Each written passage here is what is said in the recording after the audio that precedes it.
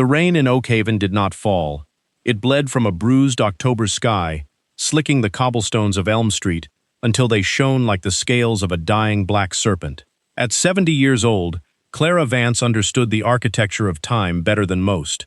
She had spent nearly half her life tracing the skeletal blueprints of this town, cataloging its triumphs in the climate-controlled vaults of the Historical Society. Yet, as the heavy oak door of her brownstone slammed shut with a finality that shuddered through her bones, she realized that history meant nothing to a city that had traded its soul for a skyline of mirrored glass. On the rain-drenched pavement stood Clara, a woman of quiet, unyielding dignity, wrapped in a faded wool trench coat that had seen too many winters. Beside her rested the entirety of her 70-year existence: 2 battered vintage leather suitcases, a brass key that no longer opened anything, and an old wicker basket. Inside the basket, a stray black cat named Barnaby shifted restlessly, his golden eyes reflecting the harsh amber glare of the newly installed street lamps. Clutching tightly to her chest, beneath the folds of her coat, was a leather-bound journal, the last tangible piece of her late husband, Thomas. Standing a few feet above her on the sheltered brownstone stoop was Julian Vance. He was the 30-something son of her late landlord, a man whose tailored Italian suit and polished leather shoes seemed entirely immune to the misery of the storm. Julian didn't look at Clara as a human being who had paid her rent meticulously on the first of every month for 40 years. To him, she was an Excel spreadsheet error, a lingering line item, a stubborn anomaly, blocking a multi-million-dollar luxury condo development. Julian adjusted his designer umbrella, his voice cutting through the steady drone of the downpour with a clinical, detached precision. He explained the legal loophole one last time, though his eyes remained fixed on his smartphone. An obscure owner-occupancy clause, dusted off from a century-old tenant framework, freshly weaponized by a team of high-priced corporate lawyers. It didn't matter that Clara's life was woven into the very plaster of those walls. It didn't matter that Thomas had died in the master bedroom, or that the rose bushes in the tiny front courtyard had been planted by her own hands in the spring of 1986. The law, when funded by speculative capital, was a bulldozer. Clara did not beg. She did not raise her voice, nor did she let the trembling in her hands betray the profound, suffocating terror rising in her throat. She simply watched Julian through eyes that had read the founding charters of this very town. She looked at his slicked-back hair, his spotless collar, and the total absence of malice in his demeanor, which somehow made it worse. It wasn't hatred that was driving her onto the street in the dead of a freezing autumn night. It was utter, chilling indifference. When Julian stepped into a waiting black town car without a backward glance, leaving the exhaust smoke to mingle with the fog, the silence of Elm Street collapsed upon her. The stinging realization settled into Clara's marrow, colder than the rain soaking through her thin leather shoes. She was being discarded. It was a systematic cleansing of the old, the quiet, and the historical, making way for the loud, the profitable, and the transient. Oakhaven was shedding its skin, and people like Clara were the dead cells being scrubbed away. The neighborhood she had watched blossom, the community where she had comforted grieving neighbors and celebrated newborn children, had transformed into an alien landscape of boutique coffee shops and minimalist lobbies where she no longer fit. Barnaby let out a low, mournful meow from the basket. Clara looked down at her 2 suitcases. One held her clothes. The other was packed to the brim with archival photographs of a town that no longer existed, historical documents she had saved from the dumpster when the county library downsized. She had spent a lifetime preserving the legacies of strangers, ensuring that the names of the blacksmiths, the teachers, and the forgotten builders of Oakhaven were etched into the town's memory. Yet here she stood, an archivist of ghosts, completely erased from her own home. Her fingers tightened around Thomas's journal. The wet wind whipped her gray hair across her face, stinging her eyes, but she refused to let the tears fall. She looked up at the darkened windows of the apartment that had held her joys, her grief, and her quietest memories for 4 decades. The glass was blank, staring back at her like the eyes of a stranger. With no destination, no family left to call, and a bank account depleted by the rising costs of a gentrified world, Clara took a deep, steadying breath. She picked up the heavy suitcases, looped the wicker basket over her arm, and stepped forward into the dark, rain-slicked labyrinth of the city. The weight of the leather suitcases dragged Clara's shoulders downward as she walked, her breath blooming into fragile white plumes against the freezing air. The rain had intensified, turning the sidewalks into a treacherous mirror of neon store signs and headlights. Her fingers were rapidly losing sensation, and Barnaby's soft shivering inside the wicker basket sent a pang of sharp guilt through her chest. Needing desperately to escape the biting wind, she pushed open the towering, brass-handled doors of the Oakhaven Municipal Town Hall, a building she had once frequented for research, but which tonight served merely as a sanctuary from the storm. Inside, the grand rotunda was not empty. Instead, it hummed with a chaotic, suffocating energy. Clara had stumbled into a late-night municipal foreclosure auction, an ugly byproduct of the city's aggressive redevelopment. The air smelled of wet wool, cheap coffee, and the distinct metallic scent of desperation. Aggressive real estate speculators in fleece vests huddled over tablets, their voices low and predatory, while a scattering of ruined local business owners sat frozen in the back rows, watching their livelihoods traded away. Clara slipped into the very last row, setting her heavy suitcases down and pulling Barnaby's basket onto her lap. The rhythmic auctioneer's chant droned on, a rapid-fire auctioning off of repossessed lives and abandoned dreams. For nearly an hour, she sat in the warmth, numbness slowly leaving her fingers, her mind entirely blank as she contemplated where she would go when the building closed at midnight. Then, the auctioneer cleared his throat, his microphone screeching slightly as a new slide flashed on the projector screen. It was item #42. Unlike the sleek downtown lofts and commercial storefronts that had dominated the evening, this image was a portrait of absolute ruin. It was a massive, Gothic Victorian structure, buried alive under a choking shroud of wild ivy and dead vines, situated on the marshy, forgotten fringes of the county line. The roof had partially caved in, the grand wraparound porch was splintered into jagged teeth, and a bright red, government-issued sticker across the front door read, "Condemned, hazardous, biohazard." A collective chuckle rippled through the crowd of investors. The auctioneer sighed, tapping his gavel with a distinct lack of enthusiasm. He announced that the county had seized the property for back taxes, but because of the extreme structural decay and environmental hazards, the standard starting bid was entirely waived.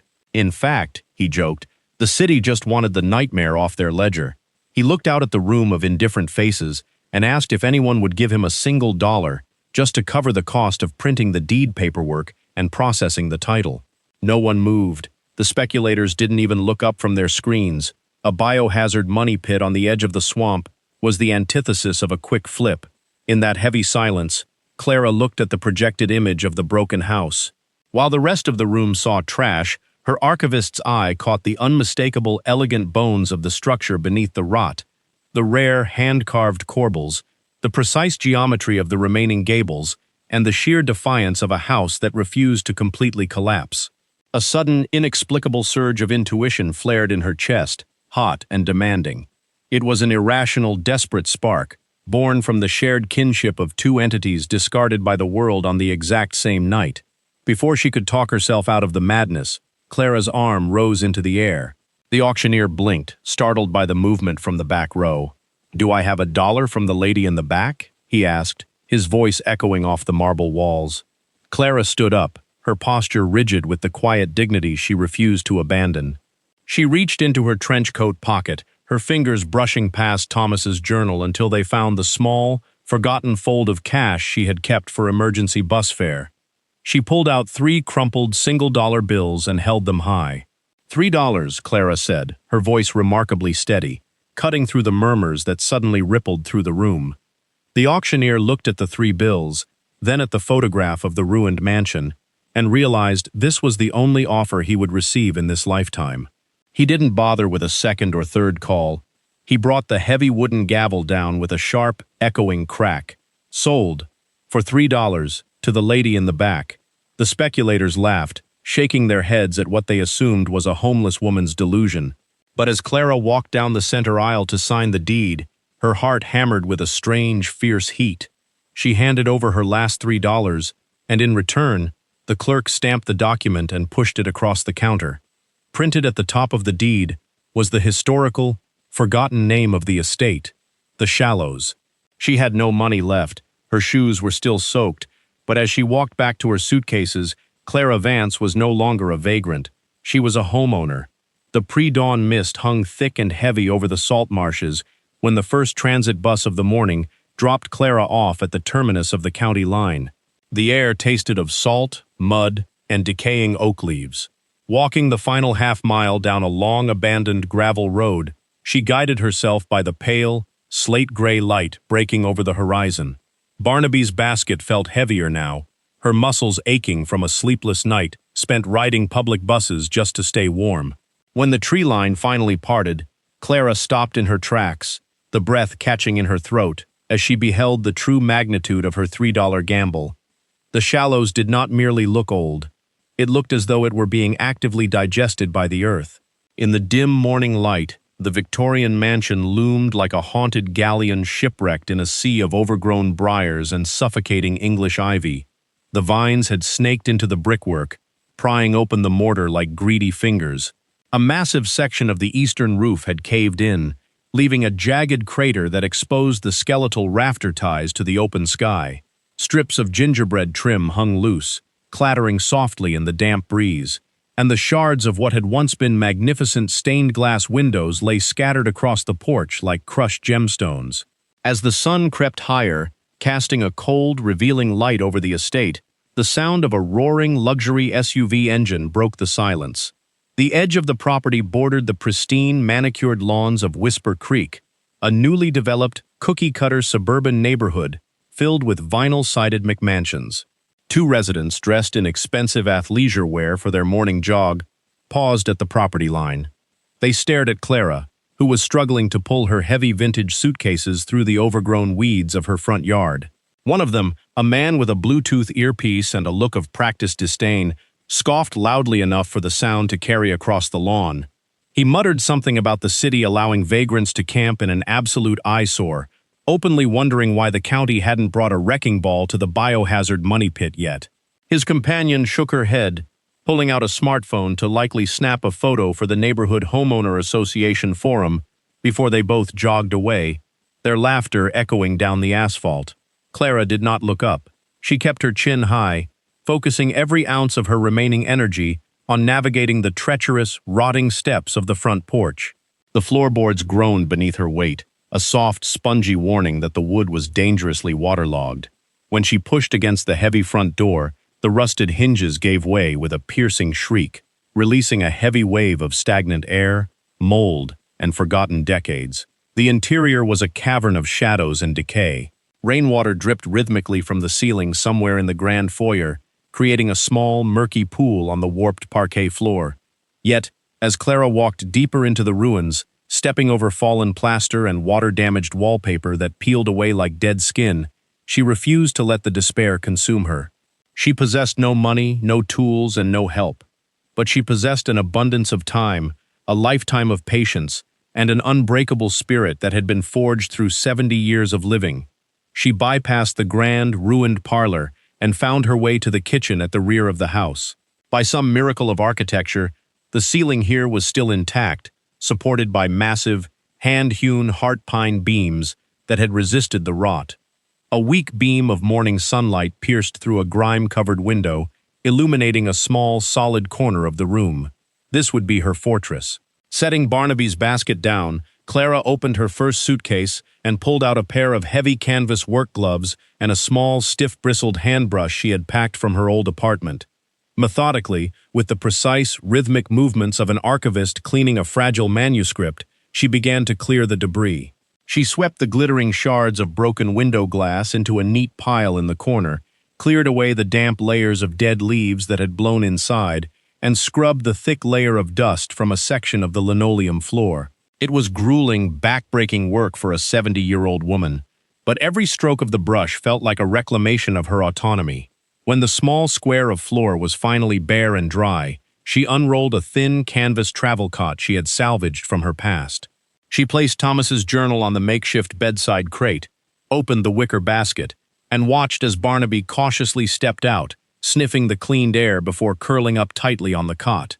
Clara sat down beside him, her hands trembling from exhaustion, but her mind entirely clear.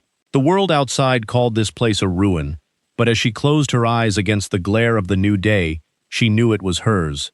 By the third week of her quiet occupation, the rhythm of the ruin had become Clara's heartbeat. She spent her days cataloging the decay, treating the house not as a pile of rotting lumber, but as a patient in critical condition. Her immediate concern was the master study on the first floor, a once grand room where a water-damaged plaster wall had bowed outward like a pregnant sail. It threatened to collapse under the weight of the floor above, a structural failure that would bring down the entire eastern wing. Armed with nothing but an old crowbar she had found rusted into the kitchen well house and the stubborn leverage of her own weight, Clara began the delicate, dangerous task of clearing the ruined partition. Piece by piece, she pried away the sodden lath and crumbling lime plaster. The work was suffocating, filling the air with a choking white dust that forced her to tie a damp handkerchief around her face.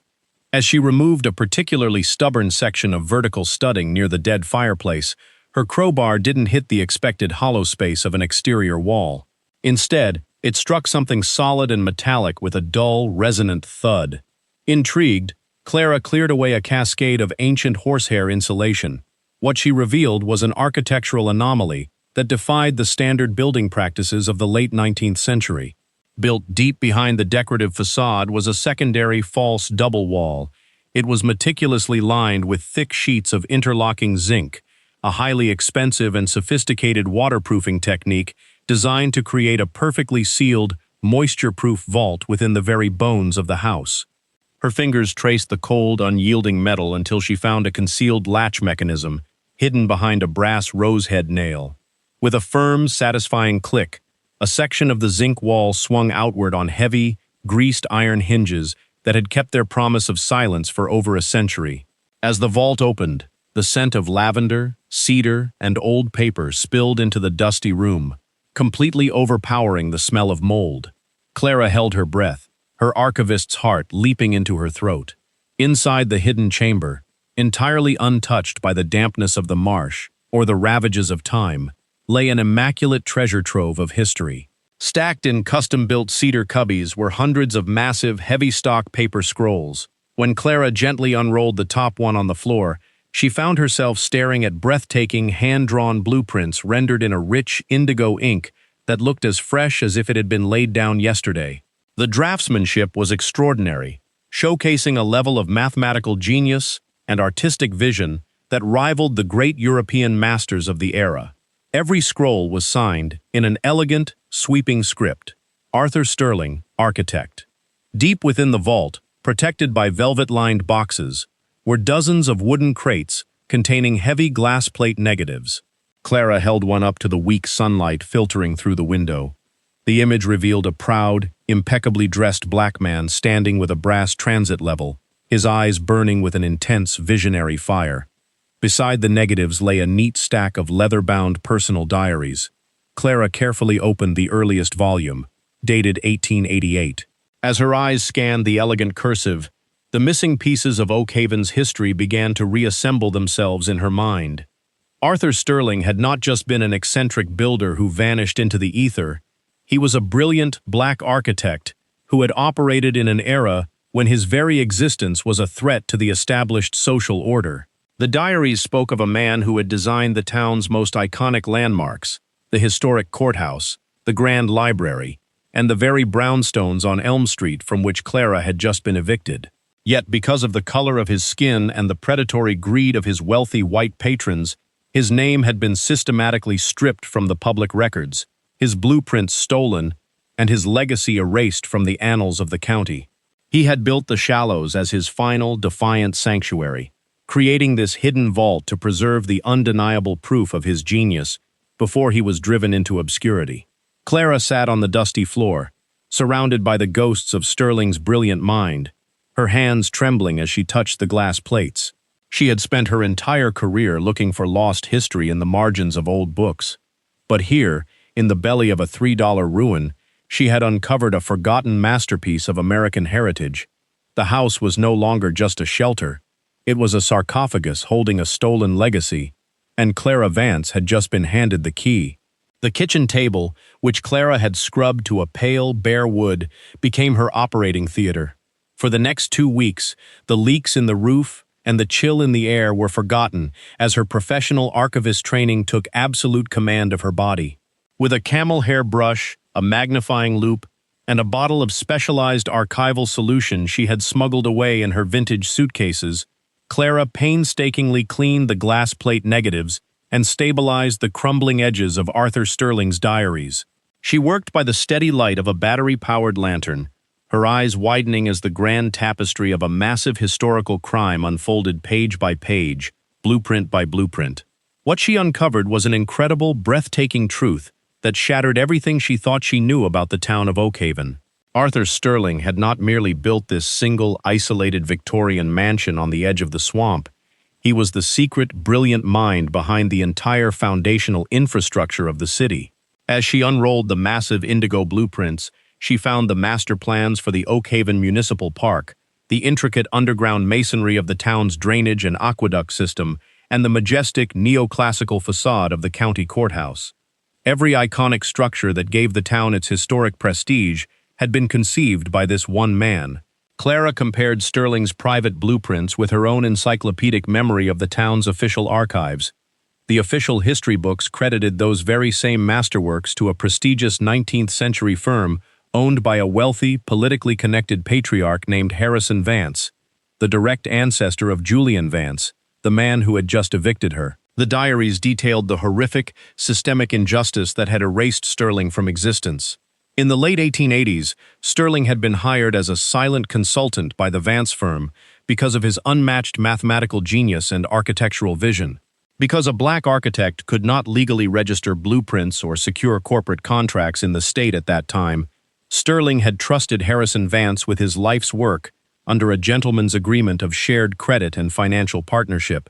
Instead, Vance systematically enacted a cold, calculated betrayal. Once the master plans for the city's expansion were safely in his possession, Vance used his immense wealth and political leverage to alter the local charters. He filed the patents and blueprints exclusively under his own name, pocketing the massive municipal payouts and rewriting the newspaper records to portray himself as the sole visionary of Oakhaven. When Sterling attempted to protest, Vance weaponized the legal system against him. He fabricated debts, tied Sterling up in corrupt local courts, and threatened him with imprisonment. Stripped of his intellectual property, blacklisted from acquiring building materials, and forced into sudden, grinding poverty, Sterling retreated to the only piece of land Vance couldn't legally touch, this marshy, unwanted plot at the edge of the county line. Here, using leftover bricks and salvaged timber, Sterling built the Shallows as a final, defiant monument to his own survival. He spent his final, penniless years writing his truth into the diaries, sealing them away in the zinc vault before he vanished into an unmarked grave, leaving his final masterpiece to be swallowed by time and rot. Clara sat back in her chair, the lantern light casting long, dancing shadows across the kitchen ceiling. The revelation was a physical weight in her chest. The very foundation of Oakhaven's wealth, the legacy that Julian Vance and his corporate developers were currently using to build luxury condos and evict elderly tenants, was built entirely on a grand theft. The historical society she had worked for had spent decades worshipping a lie, dedicating plaques and statues to a thief, while the true creator's home was labeled a biohazard and sold for $3. She looked at her wrinkled hands, then down at the glass plate negative of Arthur Sterling. His eyes seemed to lock onto hers through the silver halide across a chasm of more than a century. He had preserved his story, waiting for someone with the skills to read it, the patience to understand it, and the dignity to respect it. Clara realized that her eviction, her wandering into the town hall, and her impulsive $3 bid were not a series of random misfortunes. It was an appointment with history. She had spent a lifetime preserving the legacies of the dead, but this time, the legacy she held in her hands had the power to change the living. Clara refused to let Arthur Sterling's genius remain a secret buried in the dark belly of a rotting house. Armed with the original, breathtaking blueprints as her sacred scripture, she began an impossible, solitary crusade to resurrect the Shallows. She had no capital for expensive lumber or modern contractors, so she turned to the art of reclamation.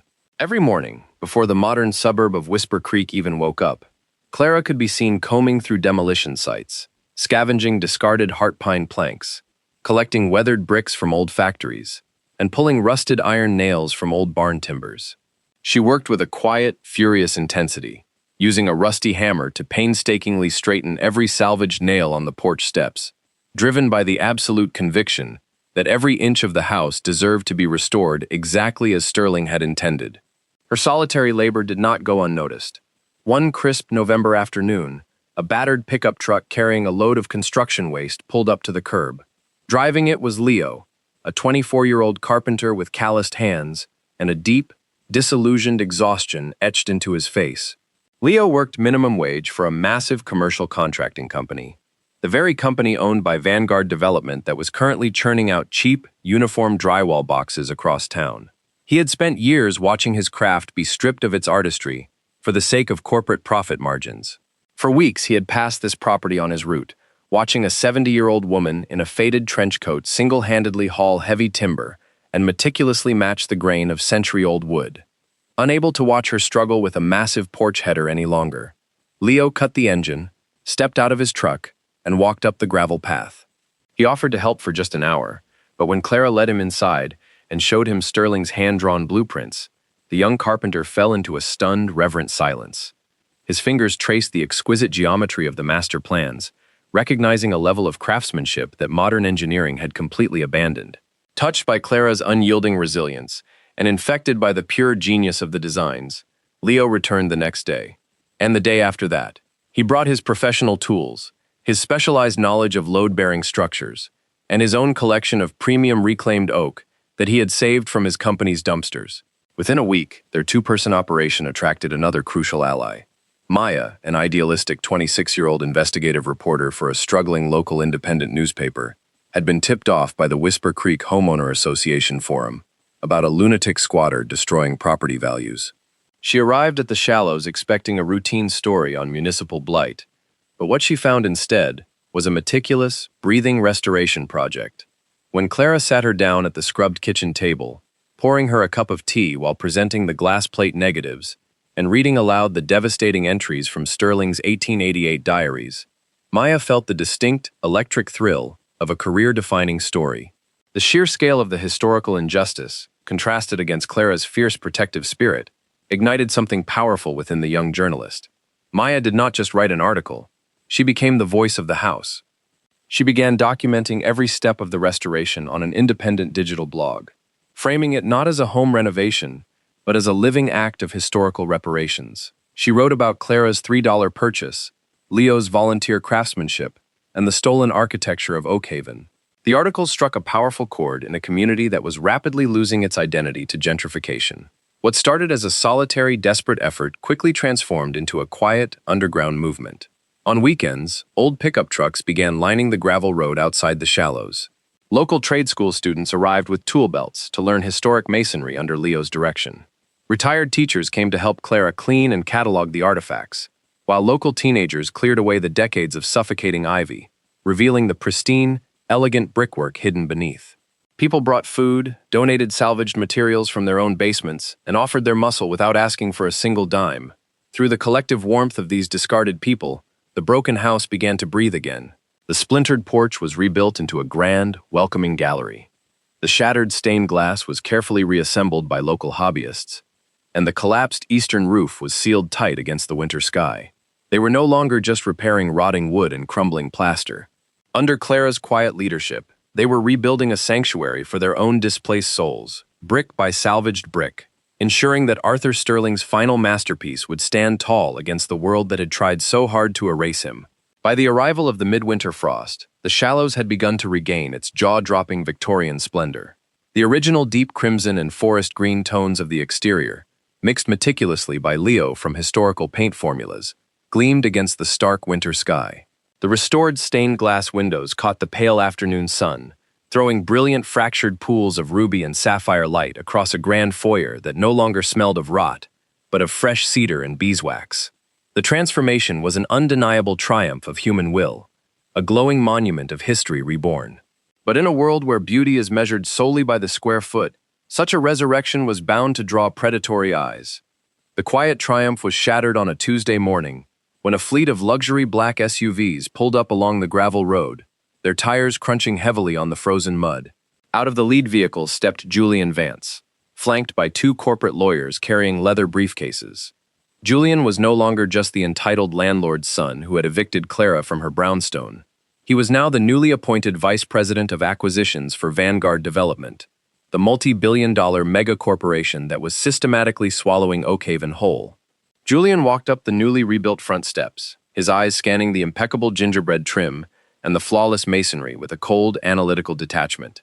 He did not knock. When Clara opened the heavy oak door, standing tall with Barnaby at her heels, and Leo watching tightly from the top of a scaffolding rig in the hallway, Julian didn't even offer a greeting. Instead, he pulled a thick, blue-backed legal document from his coat and laid it flat on the newly polished porch railing. Vanguard Development had encountered a minor logistical problem. Their massive, multi-million-dollar commercial expansion plan required a 4-lane highway bypass to connect their new luxury high-rises to the interstate. The most cost-effective route ran directly through the marshy plot where the Shallows stood. Using their immense political influence, Vanguard had successfully lobbied the county council to initiate an eminent domain proceeding, a legal mechanism allowing the government to seize private land for public use, provided the owner is compensated. Julian looked at Clara, a smirk playing at the corner of his lips, as he delivered his corporate ultimatum. He offered her a meager check for $10,000, framing it as an act of immense corporate generosity for a property she had famously bought for $3. He explained, with a chillingly polite venom, that she could take the money and leave quietly by the end of the week, or she could choose to fight them.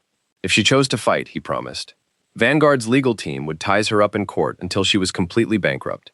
Use the county building department to declare the house an environmental hazard based on its old biohazard listing, and bring the bulldozers anyway. The world moves forward, Clara, Julian said, his voice flat and clinical, entirely devoid of human empathy. A 70-year-old woman and a pile of old wood cannot stop a municipal infrastructure project. You had a good run playing historical renovation, but the paperwork is signed. This house is slated for demolition.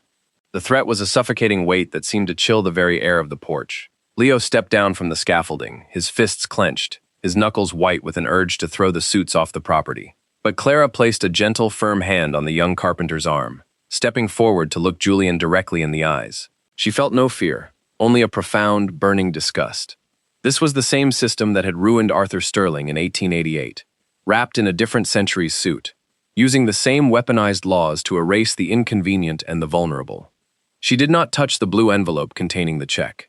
She kept her hands folded neatly in front of her, her voice dropping into a dangerous, icy calm that made the corporate lawyers shift uncomfortably on their feet. My husband used to tell me that a man who builds his house on a lie always fears the rain, Julian, Clara said softly, her gaze unblinking. You think you are tearing down a broken house, but you have no idea what is actually holding these walls up. Julian laughed, a dry, dismissive sound, as he snapped his briefcase shut. He told her she had 48 hours to vacate the premises before the county sheriff arrived with the condemnation warrants. As the black SUVs roared away, leaving a cloud of gray exhaust to settle over the pristine red porch, the team of volunteers gathered in the foyer, in a stunned, frightened silence. The corporate machine had spoken, and its teeth were massive. But as Clara turned back into the warmth of the house, her eyes drifted to the zinc vault in the master study. Vanguard thought they were playing a game of real estate, but Clara knew they had just walked into a trap laid for them over a century ago. The 48-hour countdown did not spark panic within the walls of the Shallows. It ignited a calculated, feverish crusade. Clara Vance did not possess a war chest of corporate capital, nor did she have a roster of high-priced attorneys on retainer, but she possessed something far more lethal to a corrupt institution, an unassailable truth, meticulously catalogued by a genius and preserved by an archivist. While Leo and the volunteers fortified the physical perimeter of the property, barricading the beautiful heart pine doors against the threat of premature bulldozers, Clara and Maya transformed the kitchen table into a command center. They worked through the night, fueled by bitter black coffee and an electric sense of historical purpose. Maya's fingers flew across her keyboard, transforming Arthur Sterling's elegant 19th-century cursive diaries into a blistering modern narrative. Clara digitized the pristine indigo blueprints and the sharp, haunting glass plate negatives, embedding the undeniable evidence directly into the heart of the text. They weren't just writing a news article, they were assembling a legal and cultural guillotine. On the eve of the highly anticipated municipal demolition hearing at the Oakhaven Town Hall, Maya bypassed the corporate-owned mainstream media outlets and dropped the hammer. She published a massive, comprehensive multimedia exposé titled The Stolen Foundation of Oakhaven. The article exploded across the digital landscape like a solar flare. It didn't merely argue that Clara's house deserved to be saved because it was old. It provided irrefutable scientific and historical proof that the Shallows was a landmark of supreme architectural and cultural significance, the final, surviving masterpiece of Arthur Sterling, the true designer of Oakhaven's most celebrated public spaces. Maya's writing laid bare the cold, historical theft perpetrated by Harrison Vance, drawing an immediate, devastating parallel to the modern-day corporate predation of his descendant, Julian Vance. Within hours, the story went viral, shared by thousands of furious citizens, prominent architectural historians, and civil rights advocates across the state. The next morning, the grand rotunda of the Oakhaven Town Hall, the very room where Clara had bought her home for $3, was packed to absolute capacity. The atmosphere was thick with tension, buzzing with the murmurs of an agitated public. Julian Vance sat at the front defense table, surrounded by his legal team, his expression a mask of practiced corporate arrogance, though a slight twitch in his jaw betrayed his anxiety. When the head of the municipal zoning board called the hearing to order, Vanguard's lead attorney stood up, confidently laying out their case for eminent domain, waving the county infrastructure permits like a weapon. He argued that the public good of a 4-lane highway bypass drastically outweighed the sentimentality of a dilapidated shack. Then, Clara Vance stood up. She did not approach the microphone with a lawyer. She walked up alone, carrying nothing but a leather portfolio and a single, massive rolled blueprint. The room fell into a breathless, dead silence. Instead of begging for mercy, Clara unrolled the blueprint across the main presentation board. It was not a blueprint of the Shallows. It was Arthur Sterling's original, master site survey of the entire county line, dated November 12, 1891, bearing the official, embossed seal of the state registry from a brief window of time before Harrison Vance had enacted his betrayal. Clara looked directly at Julian Vance, her voice clear, resonant, and entirely unyielding as she delivered the devastating twist that turned the corporate threat into an absolute rout. Vanguard Development claims the right of eminent domain based on municipal permits issued by this county, Clara announced, her words echoing off the marble walls. But a municipality cannot grant permits for land it does not legally own or control. She pointed a wrinkled, elegant finger to a specific, cross-hatched section of the 1891 Master Deed. The blueprints and accompanying legal charters, validated by Sterling's private estate papers, proved that the entire tract of marshland, including the very parcels currently occupied by Vanguard's multi-million-dollar luxury condo developments, had never belonged to the Vance estate. Predicting the future greed of his oppressors, Arthur Sterling had legally recorded a perpetual historic land trust. The terms of the trust explicitly stated that the land could only be used for the public good, specifically for affordable housing, green spaces, and cultural preservation. Because Harrison Vance had fraudulently altered the city maps rather than the actual state land registry to hide his theft, the original trust remained legally active and unbroken. The revelation was a tactical nuclear strike. The blueprints proved that Vanguard Development's multi-million-dollar corporate high-rises were built on stolen land, completely invalidating their municipal building permits, their zoning variances, and their eminent domain claim. A collective gasp ripped through the courtroom, followed by an explosion of cheers and applause from the gallery. Julian Vance turned an ashen shade of gray, his polished demeanor shattering instantly as his lawyers began frantically whispering among themselves, shuffling papers in a state of sheer panic. The zoning board members looked at the 19th century document, then at the furious crowd, and realized they were holding a legal live wire. The chairman brought his gavel down repeatedly, but the noise was swallowed by the roar of a community that had just witnessed history rise from the dead to defend itself. Vanguard's grand corporate expansion wasn't just halted, it was completely dismantled by the ghost of the man they had tried to erase. The legal shockwave that followed the historic hearing rippled through the county for months, culminating in a definitive, landmark ruling by the state Supreme Court. The judges ruled entirely in Clara's favor, recognizing the unbroken legality of Arthur Sterling's 1891 land trust. The court issued a permanent injunction against Vanguard Development, stripping them of their fraudulent permits and granting the Shallows absolute, unassailable historical protection. Almost overnight, the property that the city had tried to practically give away for $3 to clear its ledgers was reassessed at several $1 million due to its newfound architectural prestige and vast acreage. Yet for Clara, financial valuation was an irrelevant metric. The true worth of the resurrected estate was entirely priceless. Clara had no intention of selling her victory to the highest bidder, or living as a wealthy recluse in a gilded cage. Instead, she chose to institutionalize the very spirit of the movement that had saved her. She officially transformed the Shallows into the Sterling Legacy Center, a vibrant, living ecosystem dedicated to the twin pursuits of historical justice and human sanctuary. The physical structure of the mansion underwent a grand, final metamorphosis. The vast, sunlit parlor where Arthur Sterling had once drafted his stolen masterpieces was converted into a state-of-the-art public museum and community archive. Under Clara's expert curatorial eye, the hand-drawn blueprints, the velvet-lined boxes of glass plate negatives, and the leather-bound diaries were displayed in beautiful, custom-built cedar cases. For the first time in over a century, local schoolchildren, visiting scholars, and Oakhaven residents could look upon the true face and genius of the man who had laid the city's very foundations.